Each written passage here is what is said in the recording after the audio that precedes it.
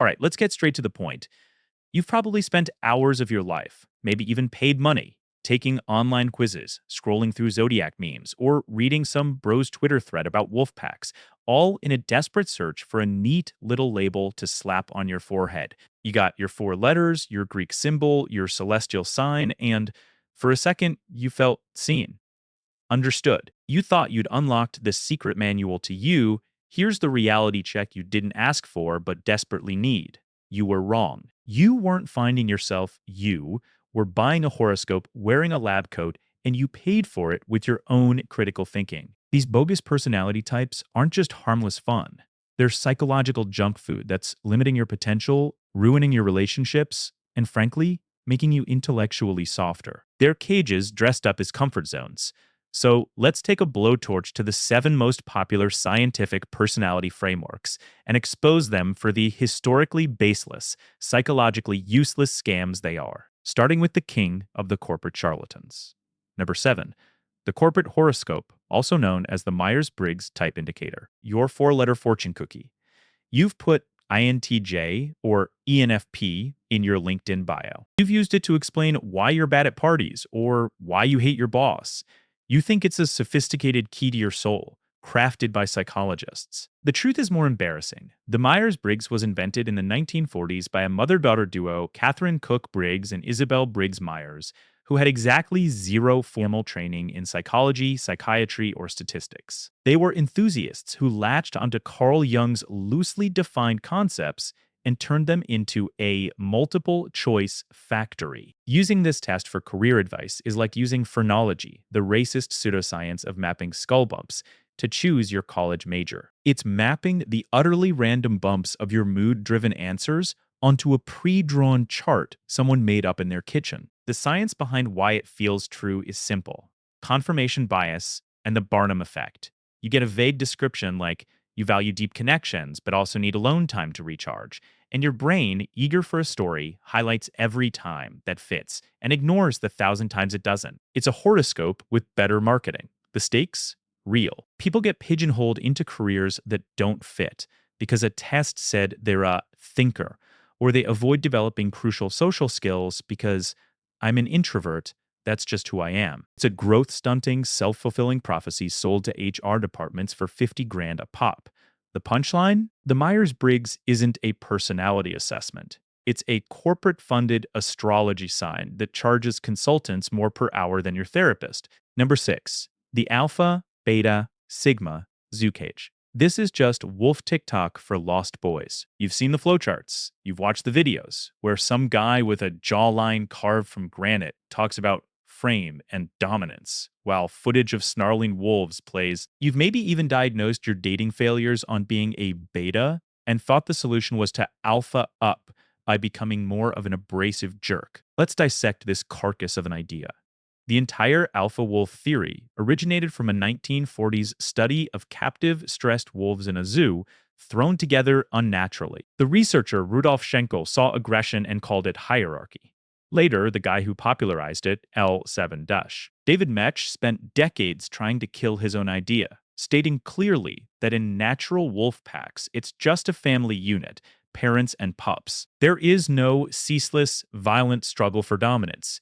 But bro science ignored that because it needed a nature documentary to justify being a toxic toolbox. The simple science you need to know: human social hierarchies are fluid, context-dependent, and based on a million things: competence, kindness, resources, charm. Trying to perform alpha 24/7 floods your system with cortisol, the stress hormone, because you're in a constant state of social combat. The stake is your sanity and your relationships. You kill genuine connection because you're too busy role-playing as a predator on a reality show nobody else is watching. Calling yourself a Sigma, the lone wolf, that's just the beta's way of coping with not being able to afford the alpha's gym membership. It's a fantasy escape hatch for the socially awkward.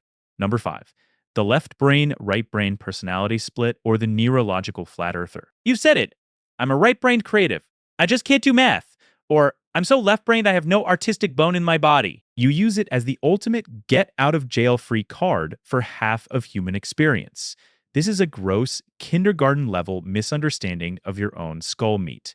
the metaphor that fits, saying your personality is determined by which kidney is filtering more blood today. Sure, your kidneys are real, they have different positions, but attributing your love for watercolors to the right one is insane. Here's the simple science. Yes, there's lateralization of function. Your left hemisphere tends to handle language and logic in most people. Your right is more spatial and visual, but they are connected by the corpus callosum, a superhighway of 250 million nerve fibers constantly firing information back and forth at speeds that make the internet look dial up. Your brain is a massively integrated network, not two isolated warring tribes. The most important term is neuroplasticity, your brain's ability to rewire itself based on what you do. Practice math, you strengthen those pathways, regardless of which side they're on. The stake is you're installing a creativity kill switch in your own head. You stop trying to develop a skill because your imaginary brain map says you can't. This theory is so outdated. The right brain it describes is currently posting minion memes on Facebook about good vibes only. Number 4, the Enneagram of Echo Chambers. The spiritual self-help cult for people who think Myers-Briggs wasn't mystical enough. You know your number, you've read the books, you've taken the tests that feel like therapy, and you use phrases like my core fear and my disintegration path in casual conversation. You seek out other type 4s to wallow in beautiful sadness together or avoid type 8s because they're too intense. The vivid picture here is that the Enneagram is a beautifully decorated personality escape room. The puzzles are all based on your own anxieties and traumas, the clues are vague poetic insights, and it's designed so cleverly that you feel like you're getting closer to an exit called the true self. But there is no exit. You just move from one room of introspection to another forever. Its origins are in occult mysticism, not a lab. It was developed by guys like Oscar Ichazo and Claudio Naranjo, pulling from Sufism, Kabbalah, and Jungian ideas. It's a typology, the fundamental flaw of putting fluid human experience into static boxes. The psychological mechanism at play is the self-fulfilling prophecy. If you believe you're a loyalist, type 6, you'll interpret every anxiety as proof, digging your trench deeper. The stake is a lifetime of navel-gazing, using your number as a cosmic excuse for bad behavior. I can't help being needy. I'm a type 2. It trades genuine, messy growth for a tidy, numbered identity badge. The Enneagram doesn't reveal your soul. It just gives your anxiety a numerology system to call home. Number 3, blood type personality, or the vampire's guide to you. In Japan and Korea, this isn't a meme, it's a cultural phenomenon. You might be passed over for a date or even a job interview because you're a type A and they're stubborn and tense, or a type B and selfish and wild. This is pseudoscience with real-world teeth, and it's utterly absurd. The metaphor to end all metaphors. Using blood type to predict personality has the same scientific validity as determining your music taste by your shoe size. It is a perfect, pristine example of cultural pseudoscience taking root. The simple science is brutal. Your blood type, ABABO,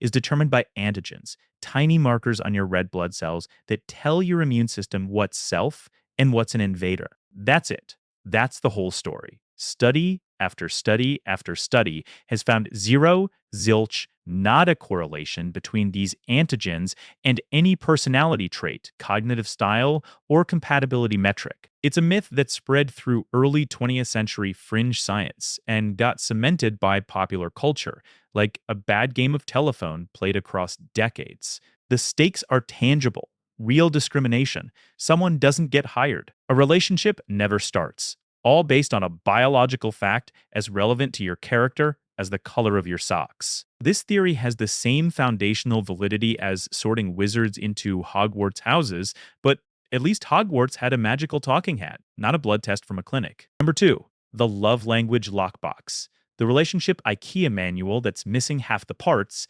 and the Allen wrench. You've had the fight.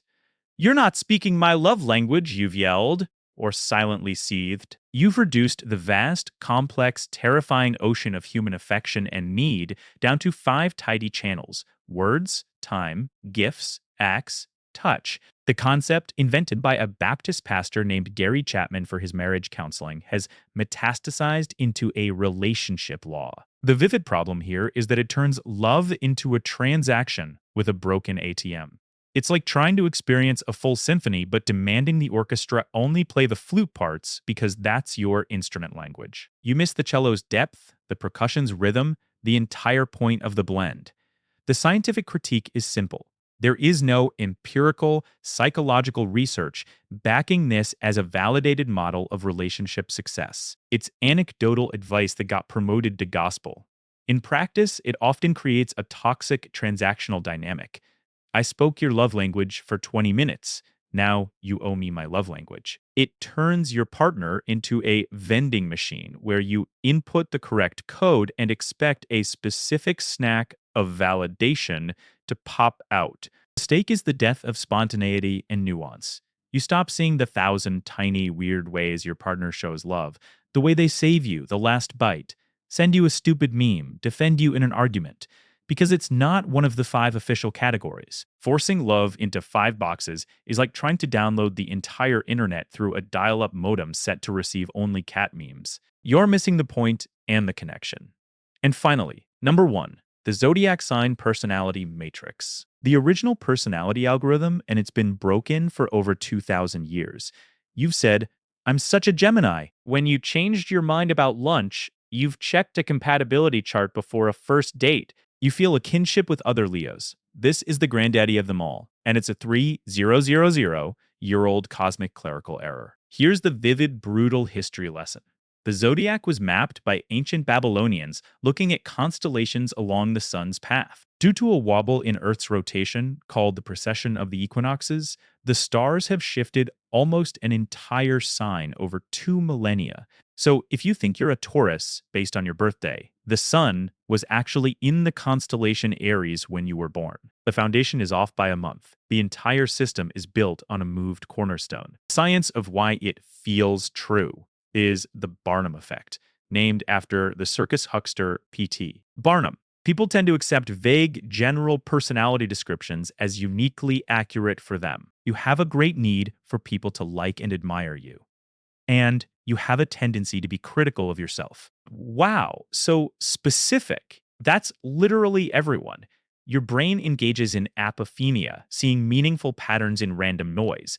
The stakes are subtle, but profound. It promotes fatalism and abdicates personal responsibility.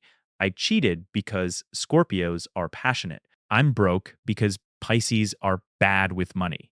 It outsources your agency to balls of burning gas light years away. Horoscopes are just a creative writing exercise where the prompt is the month you were born. Stop letting a newspaper column written on a journalist's deadline define your life, your choices, and your understanding of the people around you. So let's tie this ugly bouquet of bogus labels together. The core truth every single one of these systems misses is that personality isn't a rock. It's not a fixed, solid thing you can label once and be done with. Personality is a river. It's fluid. It changes course based on the terrain of your life. It has currents and eddies, and it's constantly moving. You are not a statue. You are a process. The coolest, most scientifically robust thing about you isn't some static type. It's your neuroplasticity. Your brain's undeniable, proven ability to adapt, to learn, to rewire, to outgrow its own past patterns. That's the power these frameworks steal from you. They sell you a fixed map when the territory is always changing. If you're tired of being sold horoscopes and lab coats, if you're done with cages dressed as comfort zones, do 2 things. First, smash that like button right now. It tells the algorithm to promote actual critical thinking over intellectual junk food. Second, subscribe to Claver Guy Decoded. We burn down the scams so you can build something real. I'm the Claver Guy, and I'll see you in the next one.